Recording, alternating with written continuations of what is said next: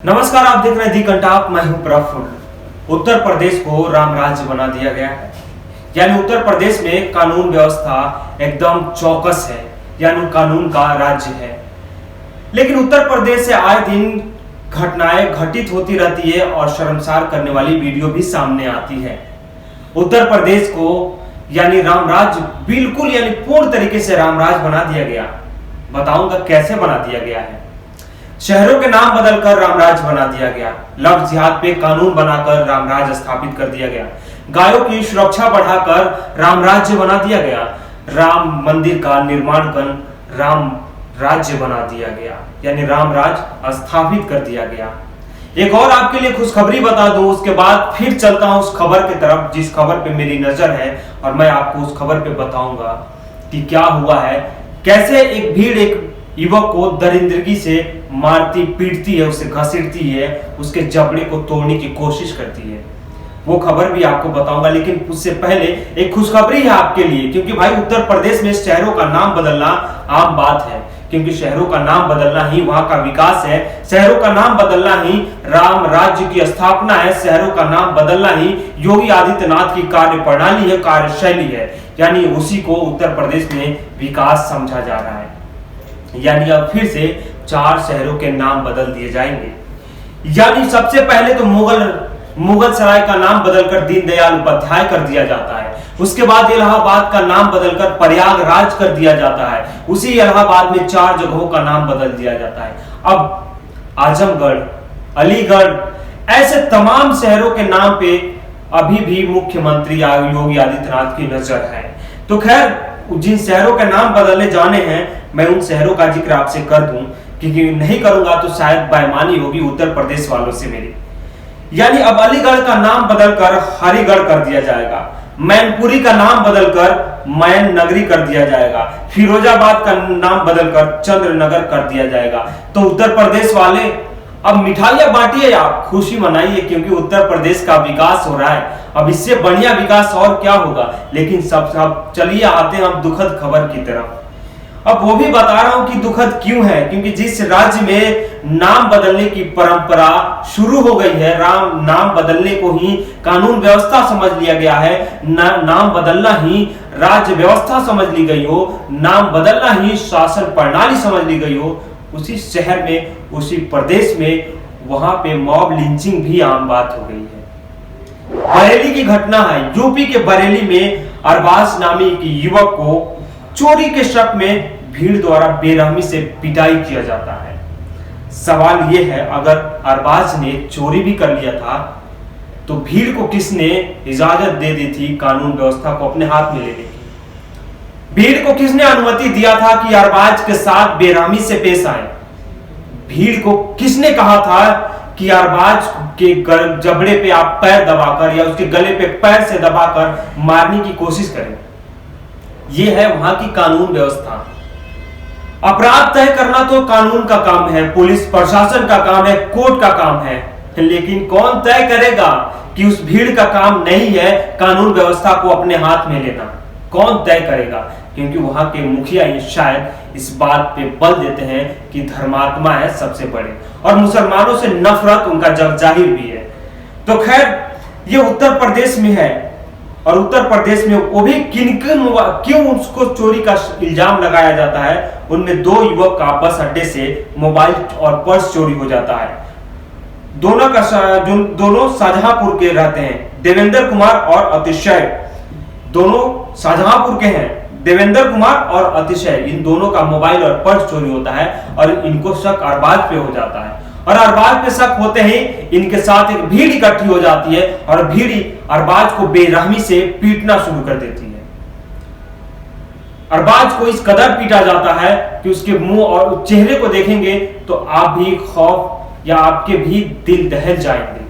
उसी वहीं से चंद कदम पे पुलिस चौकी भी है, और पुलिस मुस्तैदी से वहां पे गश्ती भी करती है, गश्त लगाते फिरती है। फिर भी शायद पुलिस की नजर वहां पे नहीं पड़ती है। लेकिन पहले पुलिसिया बयान सुनिए, उसके बाद फिर बात करते हैं। सोशल मीडिया पर एक फोटोग्राफ्स वायरल हो रहा है, जिसमें एक व्यक्ति को कुछ लोग मारते हुए नजर आ रहे हैं। उक्त फोटोग्राफ्स का हमने संज्ञान लिया तो पता लगा कि यह फोटोग्राफ थाना कोतवाली में एक मुकदमा 379 का लिखा हुआ उससे संबंधित है। एक व्यक्ति की मोबाइल चोरी हो गई थी। उसका आरोप था कि यह जो व्यक्ति है हमारा मोबाइल चोरी कर लिया था। इस संबंध में उस व्यक्ति के द्वारा और अपने 8-10 बस के साथियों के द्वारा मारपीट की गई थी। इस संबंध में हमने थाना कोतवाली में एक मुकदमा 147, 323, 342 के अंतर्गत में पंजीकृत कर लिया है। जो भी व्यक्ति उस व्यक्ति को मारते हुए नजर आ रहे हैं, सीसीटीवी फुटेज देखा जा रहा है, आसपास के लोगों से पूछताछ की जा रही है, उनकी पहचान कराई जा रही है। जो भी लोग उस व्यक्ति को मारते हुए नजर आ रहे हैं उसके खिलाफ विधिक कार्रवाई कराई जाएगी। साहब कह रहे हैं कि सोशल मीडिया पे एक फोटो वायरल हो रही है जिसमें एक युवक को बेरहमी से पीटा जा रहा है। चलिए मैं पढ़ के भी बता दे रहा हूं आपको। उस उक्त फोटोग्राफ का संज्ञान लेते हुए पता किया गया तो यह फोटोग्राफ थाना कोतवाली जनपद बरेली पर पंजीकृत है और उसमें लिखा है धारा 379 भादवी से संबंधित है। एक व्यक्ति का मोबाइल चोरी हो जाने पर उस व्यक्ति द्वारा इस व्यक्ति पर उसका मोबाइल चोरी करने का आरोप लगाया था। इस संबंध में उस व्यक्ति के द्वारा अपने कुछ साथियों के साथ मिलकर इस व्यक्ति के साथ मारपीट की गई, जिसके संबंध में थाना कोतवाली जनपद बरेली पर मामला संख्या 340/21 धारा 147, 342, 323 पंजीकृत कर दिया गया है। आसपास के लोगों से पूछताछ जारी है, यानी फुटेज के आधार पर जो व्यक्ति इस व्यक्ति को मारते पीटते नजर आ रहे हैं उनके विरुद्ध कानूनी कार्रवाई अमली जमा पहनाई जाएगी। ये आज की बात नहीं है। अमली जमा पहनाने की, मुकदमे दर्ज करने की काम होते रहते हैं। आए दिन आप सुनेंगे कि मुकदमा दर्ज होता है लेकिन चंद घंटों के बाद उन्हें बेल भी मिल जाता है। ये हमारे देश की कानून व्यवस्था है। चलिए अब दूसरी खबर बताता हूं जो पंजाब से है, यानी मुसलमानों पे हत्या, मुसलमानों का मॉब लिंचिंग करना अब आम बात हो गई है। ये पंजाब के पठानकोट में कश्मीरी ड्राइवर आबिद और कंडक्टर मुजैर के साथ कुछ लोगों ने पूरी तरीके से मारपीट की। उसके गाड़ी के शीशे तोड़ दिए जाते हैं, उसकी गाड़ी पे पथराव किया जाता है, उन पे डंडे से हर तरीके से हमला किया जाता है। अब वहां पे कैप्टन अमरिंदर सिंह की सरकार है, यानी कांग्रेस की सरकार है। कल भी मैंने बताया, एक खबर आपको दिखाया था कि वो राजस्थान की खबर थी। राजस्थान में एक फकीर के साथ चंद लोग मिलकर मारपीट करते हैं। तो ऐसा नहीं है कि सिर्फ बीजेपी के राज्य में ही मुसलमानों के प्रति हिंसा में बढ़ावा हुआ है, बढ़ी है, ये कि कांग्रेस राज में भी इसको शह मिल रहा है। तो खैर ये दो खबरें आपके सामने मैंने रखा। ये दो खबरें वो खबरें हैं जो मुसलमानों के प्रति कैसे नफरत है, कैसे लोग नाम पूछकर ही, सिर्फ आप अगर का नाम ही काफी है। लेकिन एक बात और बता दूं कि दहशत इस कदर बढ़ गया है कि मुसलमान युवकों में इस बात का डर है कि कहीं वो अपना वास्तविक नाम छुपाने लगे हैं। शायद उन्हें लगता है कि अगर मैं अपना वास्तविक नाम बताऊंगा तो मुझे मार दिया जाएगा।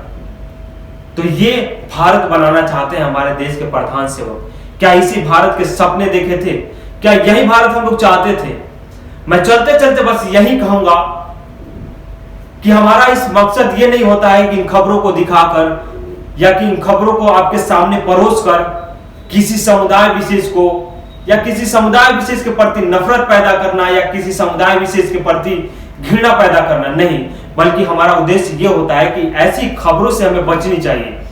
ऐसी खबरें हम नहीं दिखाएं, ऐसी खबरें आपके समाज से, हमारे समाज से नहीं आए जिससे दो समुदायों के बीच नफरत पैदा हो।